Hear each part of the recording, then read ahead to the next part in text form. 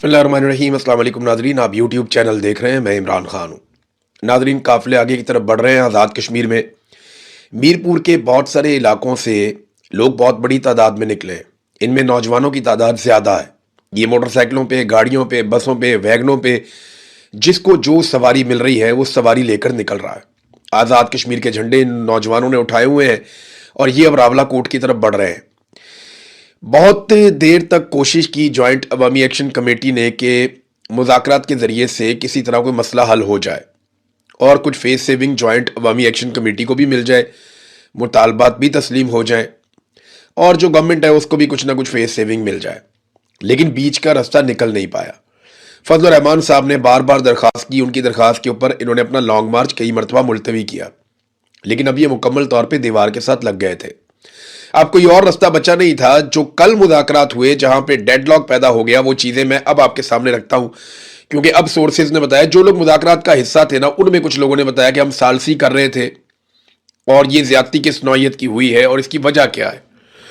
अब जो मुतालबात रख दिए हैं जॉइंट अवामी एक्शन कमेटी ने अपना लॉन्ग मार्च शुरू होने के बाद, वो ज्यादा सख्त है। यानी आज सारा दिन ये काफिले पहुंचेंगे रावलाकोट में और कल ये काफिले रावलाकोट से निकलेंगे और जाएंगे मुजफ्फराबाद की तरफ। ये पहली मरतबा आज़ाद कश्मीर में एक इलेक्शन होने जा रहा है जिस इलेक्शन को कोई डिस्कस नहीं कर रहा। ऐसा लगता है ये जो इलेक्शन है सिर्फ बिलावल और मरियम नवाज, ये दो लोग खेल रहे हैं आपस में इलेक्शन।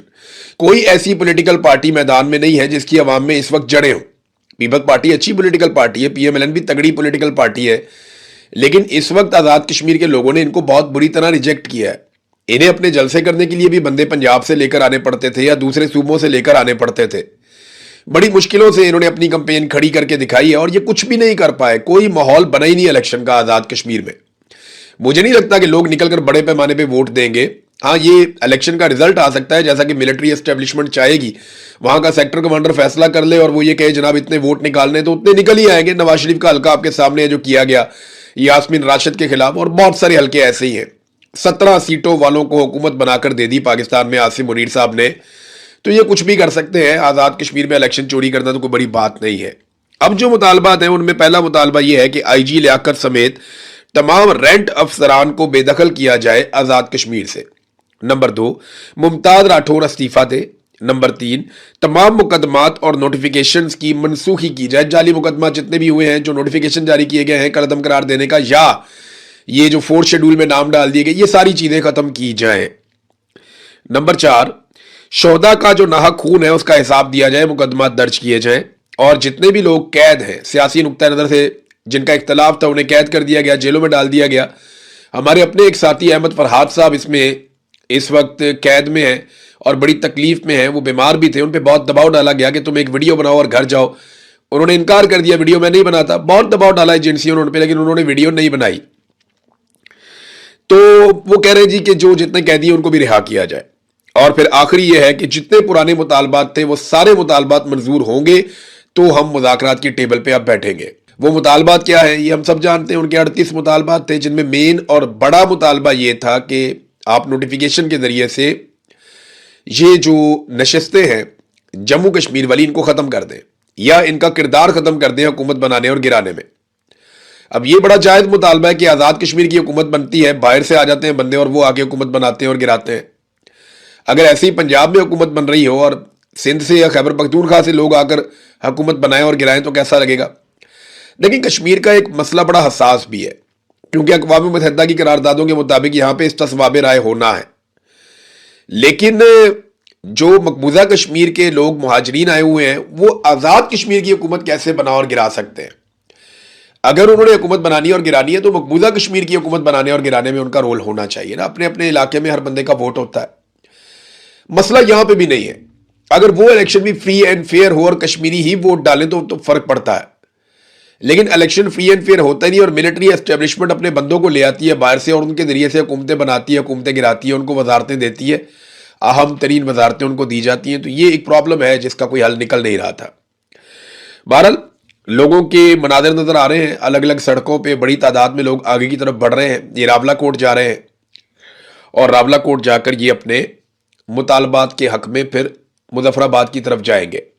इनको रोकना कैसे है वो मैं बताता हूं। अभी ये क्या कर रहे हैं। सेक्टर कमांडर और बिलावल یہ جو آخری مرحلہ ہوا مذاکرات کا، یہ لوگ غالباً مظفر آباد میں تھے، کچھ لوگ مظفر آباد میں تھے، کچھ لوگ راولہ کوٹ میں تھے، اور کچھ لوگ ٹیلی فون کے اوپر یا آن لائن ان کے ساتھ رابطے میں بھی تھے، فیسیلیٹیٹ کیا گیا تھا۔ مثال کے طور پہ آئینی ماہر ہیں آصف صاحب، میاں آصف، یہ قانونی نقطہ نظر سے مشاورت کر رہے تھے، تو انہوں نے کہا جی کہ آپ ایسا کر لیں کہ ایک نوٹیفیکیشن جاری کروا دیں، لیکن پھر جو اسٹیبلشمنٹ ہے وہ پیچھے ہٹ گئی، جو باتیں تسلیم ہوئی تھی ان سے بھی پیچھے ہٹ گئی۔ افشاں کیانی صاحبہ جو ہیومن رائٹس کے حوالے سے وہ بھی یہاں پہ موجود تھی، پھر جو ایک پی یو ایف ہے اس کے چیئرمین بھی یہاں پہ موجود تھے، اور پھر جوائنٹ عوامی ایکشن کمیٹی کے لوگ بھی تھے۔ ایک عجیب و غریب چیز ہوئی ہے جو مجھے آج پتہ چلی،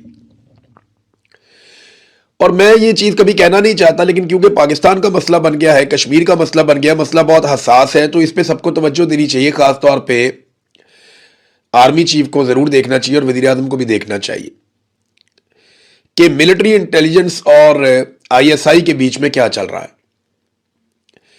بریگیڈیئر فائق کے حوالے سے مجھے سورسز نے یہ بتایا کہ انہوں نے یہ گلہ کیا بریگیڈیئر فائق نے کہ آپ ایم آئی کے کہنے کے اوپر یہ احتجاج کر رہے ہیں، آپ ایم آئی کے کہنے کے اوپر آپ آگے بڑھ رہے ہیں، لانگ مارچ کا اعلان کر رہے ہیں، آپ زیادتی کر رہے ہیں، آپ کے پیچھے ایم آئی کا ہاتھ ہے۔ یہ تانا انہوں نے دیا، ایم آئی آپ کو بیک کرتی ہے، ان کے کہنے پر آپ لانگ مارچ کر رہے ہیں۔ تو یہ ایک سر جنگ چل رہی ہے ملٹری انٹیلیجنس میں اور آئی ایس آئی میں، یہ بہت سارے لوگ پہلے بھی رپورٹ کرتے رہے ہیں، اور بار بار اس کے اوپر بات ہوتی ہے کہ جناب اس وقت جو ملٹری انٹیلیجنس ہے اور جو آئی ایس آئی ہے ان کے بیچ میں ایک سرد جنگ جاری ہے، اختیارات کے لیے، طاقت کے لیے، آنے والے عہدوں کے لیے۔ تو اب یہ جو، اور دونوں لوگ جو ہے وہ عاصم منیر کے تو بہت قریب ہے، لیکن معاملہ یہ ہے کہ قوم تنخواہ ان کو آپس میں لڑنے کے لیے نہیں دیتی۔ ہم پاکستانی جو اپنے خون پسینے کی کمائی سے ٹیکس دیتے ہیں، جو پیسہ دیتے ہیں، وہ پیسہ ہم اس لیے نہیں دیتے آپ کو کہ آپ لوگ آپس میں لڑائی کریں یا ایک دوسرے سے مقابلہ کریں۔ ہم آپ کو پیسہ دیتے ہیں، تنخواہ دیتے ہیں، نوکری دیتے ہیں اس لیے کہ آپ ہمارے دشمن سے مقابلہ کریں اور دشمن کے عزائم کو ناکام بنائیں۔ دہشت گردی بڑھتی چلی جا رہی ہے، بڑھتی چلی جا رہی ہے، کہیں پہ بھی کنٹرول نہیں ہو رہی، اور آپ آپس میں لڑ رہے ہیں زیادہ اقتدار اور زیادہ اختیار اور زیادہ کنٹرول کے لیے۔ تو ادارہ جاتی کنٹرول کی اس لڑائی میں آپ پاکستان کے اوپر اپنا کنٹرول لوز کر رہے ہیں۔ آپ نے مل کر دشمن کا مقابلہ کرنا تھا، آپ آپس میں مقابلہ کر رہے ہیں۔ یہ ایک چیز سامنے آئی، میرے لیے حیران کن بھی تھی، پریشان کن بھی تھی۔ میرے خیال میں اس کے اوپر انکوائری ضرور کرنی چاہیے اور چیک کرنا چاہیے کہ کیا ایجنسیوں کا آپس میں ایسا مقابلہ چل گیا کہ ایک کہتی ہے نکلو، دوسری کہتی ہے نہ نکلو۔ یہ ماضی میں چیزیں ہوتی رہی ہیں اور بہت افسوسناک ہے، اس کو فوراً، اگر تو ایسا کچھ ہے تو اس کو فوراً روکنا چاہیے۔ مجھے آزاد کشمیر کے لوگوں نے یہ بات بتائی ہے۔ 14,000 پولیس والے پنجاب سے اب نکالے گئے ہیں اور انہیں پہنچایا گیا آزاد کشمیر میں۔ یہ کیا کریں گے؟ الیکشن چوری کریں گے، مار کٹائی کریں گے، اور کیا کریں گے؟ اور ان کو آتا کیا ہے؟ یہی کرنا آتا ہے۔ لیکن ایک بڑا ویکیوم پیدا ہو گیا پنجاب میں، خاص طور پہ 3-4 اضلاع ایسے، جو لوگ ابھی آپ دیکھ رہے تھے نا، کل تک دبلے ہوئے جا رہے تھے بھارتی نوجوانوں کے دکھ میں اور درد میں، کہ جناب بھارت کی حکومت بھارتی نوجوانوں پہ کتنا ظلم کر رہی ہے، کتنا جبر کر رہی ہے، کتنی ظالم اور بدماش حکومت ہے، یہ باتیں کر رہے تھے بہت سارے ٹاؤٹس کل تک۔ اب آپ دیکھیے گا، جب آج سے آزاد کشمیر کے شہریوں کو مارنا شروع کرے گی سرکار، ان پہ ظلم اور جبر کے بازار گرم کیے جائیں گے جو نارملی کیے جاتے ہیں، تو ان ٹاؤٹوں کی زبانیں بند ہو جائیں گی۔ نہ یہ ظلم اور بربریت کے اوپر بولیں گے، نہ یہ اس کو دیکھیں گے، بلکہ جو ظلم ہوگا آزاد کشمیر میں یہ اس کو جواز فراہم کریں گے۔ جناب یہ بہت ضروری ہے، اگر یہ ظلم نہ کیا گیا تو پتہ نہیں پاکستان ٹوٹ جائے گا۔ یہ ایسے بے شرم لوگ ہیں، اور آپ یہ بے شرمیاں آج کے دن سے بڑے غور سے دیکھ سکتے ہیں۔ بہت سارے ایسے لوگ جو خبریں دے رہے تھے نا، جنزی کا احتجاج، بھارت میں یہ ہو گیا، انڈین حکومت نے یہ کر دیا، وہ کر دیا۔ اب جب نوجوان وہاں پہ جیت گئے، جب وہاں پہ جمہوریت جیت گئی، جب نریندر مودی کی سرکار نے گولی چلانے سے انکار کر دیا، جب انہوں نے چادر اور چار دیواری کا تقدس پامال نہیں کیا پاکستان کی طرح، جب انہوں نے خواتین کو اغوا نہیں کیا پاکستان کی طرح، جب انہوں نے بہو بیٹیوں پہ ہاتھ نہیں ڈالا پاکستان کی طرح، جیسے احتجاج کرنے والے پاکستانیوں پہ بہو بیٹیوں پہ ہاتھ ڈالا گیا، جب انہوں نے بچوں کے اوپر ہاتھ نہیں ڈالا پاکستان کی طرح، جب انہوں نے چادر اور چار دیواری کا تقدس پامال نہیں کیا، جبری طور پہ گمشدگیاں نہیں کی جیسی پاکستان کے اندر کی گئی ایک پولیٹیکل موومنٹ کو کچلنے کے لیے بار بار، تو انہوں نے جب یہ سب کچھ نہیں کیا اور انہوں نے نوجوانوں کو ان کا حق دے دیا اور وزیر سے استعفیٰ لے لیا، تو پاکستان میں بہت سارے چہرے لٹک گئے، بہت سارے منہ لٹکے ہوئے ہیں کہ یہ کیا ہو گیا، بھارت میں جمہوریت جیت گئی، بھئی آپ پاکستان میں بھی جمہوریت کو جتا لیں۔ اب پاکستان کے ٹاؤٹوں کی بڑی अजीब ही सूरत हाल है। एक दिन पहले उन्हें ऑर्डर दिया गया था जनाब भारत के खिलाफ गेम चुक के रखो, जैसे ही भारत का नौजवान जीता अब उन्हें ऑर्डर दिया गया गेम नप दो।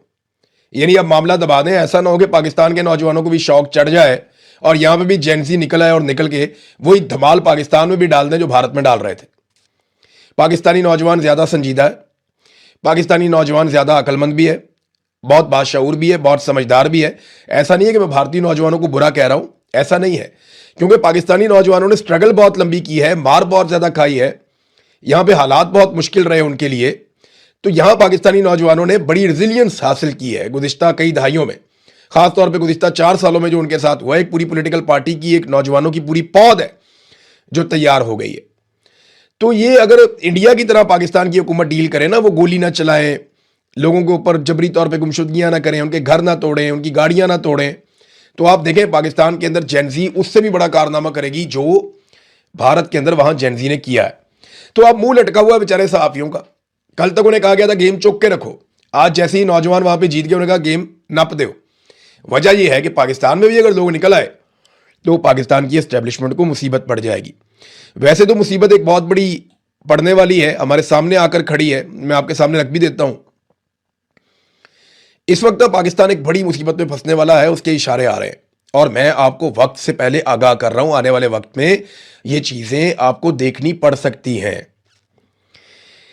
नंबर 1 तो अमेरिका से पाकिस्तान ने 10 अरब डॉलर्स मांग लिए, बिला वजह नहीं मांगे। ये पैसे अमेरिका दे भी देगा शायद पाकिस्तान को, लेकिन ये कौन सा पैसा होगा? ये उधार पैसा होगा और इस पैसे पे आपको टैक्स देना पड़ेगा, यानी आपको ये पैसा वापस चुकाना है। ये ऐसा नहीं है कि पाकिस्तान की गोद में डाल दिया अमेरिका भूल गया, नहीं होगा। ये पैसा आपको अमेरिका को वापस देना पड़ेगा। एक एक पाकिस्तानी ये पैसा वापस चुकाएगा और पैसा वापस नहीं चुकाएगा तो फिर इसकी कीमत चुकाएगा। और ये पैसा देने के बाद वो भूल नहीं जाएंगे, वो आपसे काम करवाएंगे। काम आपसे वो क्या करवाएंगे ये आगे चल के आपको बताता हूं। एक तो अमेरिका से पैसा मांग लिया, सऊदी अरब से पैसा भी मांग लिया, तेल भी मांग लिया। कतर के साथ भी हम एक दिफाई मुआहदा करने जा रहे हैं। याद रखिए जितने भी पाकिस्तान दिफाई मुआहदे कर रहा है, पाकिस्तान में काबीना को भी नहीं पता, पाकिस्तान के पार्लिमान को भी नहीं पता। पाकिस्तानी बिल्कुल नहीं जानते कि पाकिस्तान कौन कौन से मुआहदों में जा रहा है। डोनाल्ड ट्रंप के साथ पाकिस्तान ने कौन सी बातें तय की हम नहीं जानते। हमने सऊदी अरब के साथ कौन सा दिफाई मुआहदा किया, उसमें क्या चीजें तय हुई हम नहीं जानते। कतर के साथ हम क्या मुआहदा करने जा रहे हैं हमें बिल्कुल आइडिया नहीं है कि क्या होगा। हौसियों को पाकिस्तान ने वार्निंग दी, ये भी अब आपके सामने है। और एकदम से पाकिस्तान में टाउट्स ईरान के खिलाफ होना शुरू हो गए, ये भी आप देखते जाइए। भी इसराइल खुद को इस जंग से अभी बाहर रख रहा है ताकि मुसलमान मुल्कों को ईरान से लड़ने में आसानी रहे, क्योंकि अगर इसराइल ईरान से लड़ेगा तो मुसलमान ममालिक ईरान के साथ नहीं लड़ेंगे, क्योंकि इसराइल के शाना बशाना लड़ना मुसलमान मुल्कों के लिए बहुत मुश्किल है। हाँ, अमेरिका के शाना बशाना मादी में भी लड़े, अभी भी लड़ सकते हैं। तो ये जो क्रेडिट रेटिंग भी पाकिस्तान की बेहतर दिखाई जा रही है ताकि पाकिस्तान को मजीद कर्जे वर्जे मिल जाए, हुकूमत आसानी में हो जाए। देखिए इस हुकूमत के पास जो है ना वो निज़ाम चलाने के लिए अब 2 रास्ते बचे हैं, क्योंकि मईशत तो चली नहीं, लोग तो पैसा बना नहीं रहे। पैसा बनाएंगे तो पैसा इकट्ठा होगा, टैक्स आएगा, हुकूमत चलेगी, गवर्नमेंट चलेगी, निज़ाम चलेगा। ये निज़ाम को चलाने में मुकम्मल तौर पर नाकाम हो गए हैं, मईशत नहीं चली। अब इनके पास 2 रास्ते बचे हैं। नंबर 1, ये सोचें कि कहां कहां से अवाम की जेब काटी जा सकती है, लेवी लगा के, बिजली की कीमत में, गैस की कीमत में महंगाई करके, कुछ भी करके, अजीबो गरीब किस्म के टैक्सेस लगा के अवाम की जेब कहां कहां से काटी जा सकती है। एक तो इनके सारी तवज्जो इस बात में, रोजाना की बुनियाद पर पेट्रोलियम मसनूआत की कीमतें बढ़ती हैं। मैं पाकिस्तानियों को मुबारकबाद पेश करता हूं कि गुज़िश्ता 1 हफ्ते में सिर्फ 1 मरतबा ऐसा हुआ कि पेट्रोलियम मसनूआत की कीमतें नहीं बढ़ी, और वो थी कल की रात। तो पाकिस्तानियों को मुबारकबाद कि कम से कम एक रात ऐसी थी कि जब पेट्रोलियम मसनूआत की कीमतें नहीं बढ़ाई गई, और आज के दिन में वही है जो कल के दिन में थी। तो एक तो इनके पास रास्ता यह है कि अवाम की जेबें काटें जैसे तैसे करके। दूसरा रास्ता यह है कि जितने हो सकें ये कर्जे हासिल करें। अवाम की जेबें काटेंगे तो अवाम की ताकत कम होती चली जाएगी और वो कमजोर होंगे, और जब कर्जे हासिल करेंगे तो अवाम और पाकिस्तान मजीद कमजोर होगा, क्योंकि ये कर्जे अवाम को ही वापस करने हैं और पाकिस्तान पे बोझ बढ़ेगा। अब पाकिस्तान की जो खुद मुख्तारी है उसको ये गिरवी रखने जा रहे हैं इन कर्जों के लिए और इन सहूलियात के लिए जो अमेरिका से, सऊदी अरब से, गल्फ ममालिक से इनको मिल रही हैं। और ये बिल्कुल मुमकिन है कि आने वाले दिनों में पाकिस्तान को इस्तेमाल किया जाए इस खित्ते में होने वाली एक नई लड़ाई के सिलसिले में। क्योंकि देखें हौसियों के पास भी हथियार है और वो अपने हथियार चला भी रहे हैं, वो नजर भी आ रहे हैं। बाब मंदब भी बंद है और आपने हुरमुज़ के हालात भी कोई अच्छे नहीं है। اور ایران مصیبت بنا ہوا ہے امریکہ کے لیے اور گلف ممالک کے لیے. اور پاکستان کے اوپر عنایتیں اور نوازشیں بلا وجہ نہیں ہو سکتی. پاکستان کو گھسیٹ کے اس لڑائی میں لانے کی کوشش کی جائے گی. اور جو پاکستان کی خود مختاری ہے وہ پاکستان کے حکمران ہمیشہ گروی رکھتے چلے آئے ہیں. اور آج بھی ایسا لگتا ہے کہ پاکستان پیسے کے بدلے میں یہ عجیب و غریب لڑائی اپنے گلے ڈال لے گا. اس سے پہلے بھی ہمارے جرنیلوں نے تھوڑے تھوڑے پیسوں کے لیے ایسی لڑائیاں اپنے گلے میں ڈال لیں جن لڑائیوں سے پاکستان کو 100 ارب ڈالر تک کا نقصان ہوا. یہ جہاد ہم نے اپنے گلے میں ڈالا, ہماری ترقی رک گئی. دوبارہ ہم نے امریکہ کی جنگ اپنے گلے میں ڈالی, ہماری پوری کی پوری معیشت برباد ہو گئی. ہم سب سے زیادہ ایفیکٹ ہوئے تھے. برباد ہو گیا پورا ہمارا انفراسٹرکچر, ہمارا سٹرکچر پورا تباہ ہو گیا, سوسائٹی پوری برباد ہو گئی. لیکن ملا پاکستان کو کیا؟ چند کوڑیاں. بہت تھوڑا پیسہ ملتا ہے, بہت زیادہ قربانی دینی پڑتی ہے. ایک مرتبہ پھر پاکستان اس رستے پہ چل رہا ہے, میں آپ کو وقت سے پہلے بتا رہا ہوں. اور ایک آخری چیز میں آپ کو جاتے جاتے بتاؤں, بہت سارے لوگوں کے پیٹ میں مڑوڑ اٹھتے ہیں اور وہ یہ بات کرتے رہتے ہیں کہ جناب موروثی سیاست, موروثی سیاست.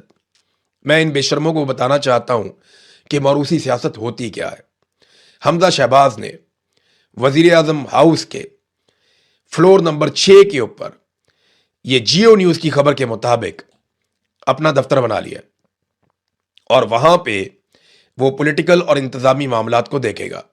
کس کو کیسے فنڈ دینے ہیں, کس کے ساتھ کیا کرنا ہے, کس کا کام کروانا ہے, کس طریقے سے کام کروانا ہے, کس کیپیسٹی میں. بھائی صرف اس کیپیسٹی میں کہ وہ شہباز شریف کا بیٹا ہے تو وہ وزیر اعظم ہاؤس کے اندر گھس کے اپنا دفتر بنا لے گا اور دفتر میں بیٹھ کے نظام کو کنٹرول کرے گا.